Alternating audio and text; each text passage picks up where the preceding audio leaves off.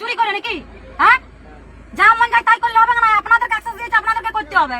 আর ছাড়া লোক রাখুন, আপনার স্বামী থাকবে, ছেলে থাকবে, মানে মগের মুলুক বটে নাকি এগুলো? হ্যাঁ, স্লো ফ্লো আমি বুঝি না। আপনি একজন শিক্ষিত মহিলা বলে আপনি কাজটা পাইছেন, তার মানে আপনি চুরি করে পাইছেন কাজটা, বলুন।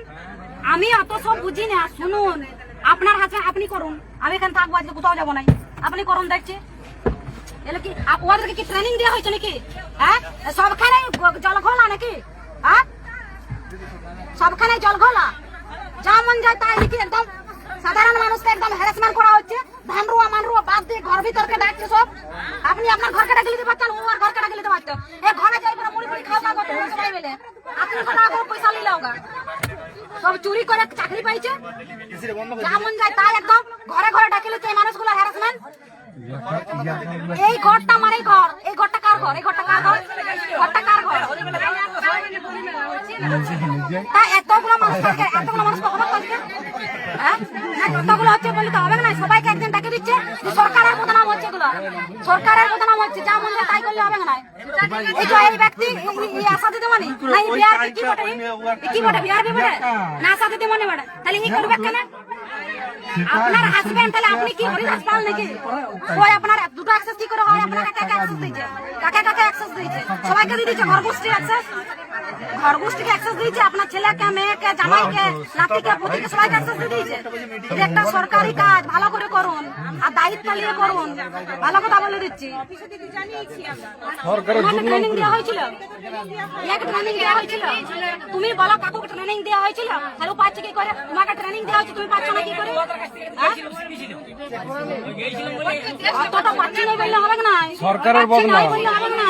তোমাকে ধরে নাও, এই বুথে দিল না, অন্য কোনো বুথে দিল, তুমি কি করবে? তুমি কি করবে আমাকে বুঝাই দাও। তোমাকে এই বুথটা বাদ দিয়ে অন্য কোনো বুথে লক্ষ্মণপুর অঞ্চল দিয়ে দিলে তুমি কি করবে আমাকে বুঝাও। শিখছি বললে তো হবে না। আজ কতদিন ধরে তোমাদেরকে দেওয়া হয়েছে কাজগুলো করতে। হ্যাঁ, বেনিফিশিয়ারি এগুলো কাজগুলোই আসতে, তাইলে কিছু বললে তবে না। আজকে এতগুলো লোক হবে, তাহলে এতগুলো লোক ধান রুয়া বন্ধ করে আসিছে এখানে, এতগুলো লোক ধান রুয়া বন্ধ করে আসিছে এখানে।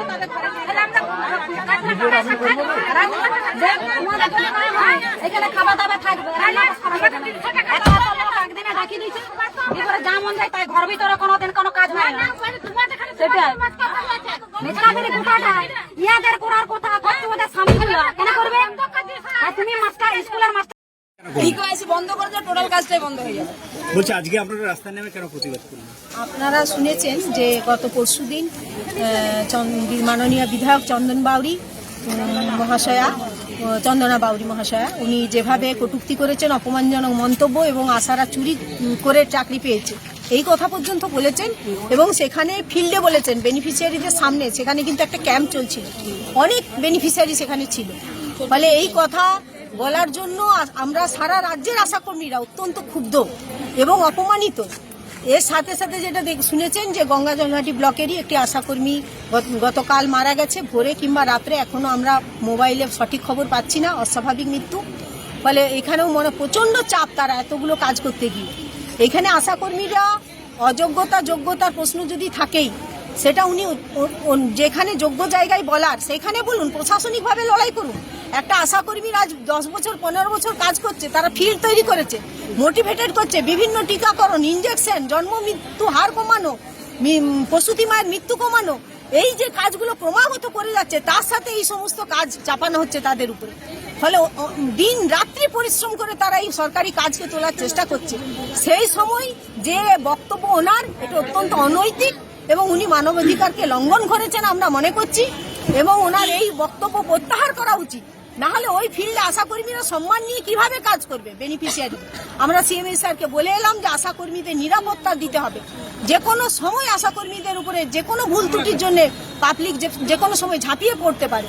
ফলে ইমিডিয়েট তিনি যাতে তার বক্তব্য প্রত্যাহার করেন, এবং জনসমক্ষেই প্রত্যাহার করতে হবে, যেহেতু এটা মিডিয়াতে ছড়িয়ে গেছে। এবং আশাকর্মীদের নিরাপত্তার দায়িত্ব প্রশাসনকে নিতে হবে, এইটা আমরা বলে এসেছি। আপনার নাম? আমার নাম লীনা ঘোষ, পশ্চিমবঙ্গ আশাকর্মী ইউনিয়ন, বাঁকুড়া জেলা সমিতি।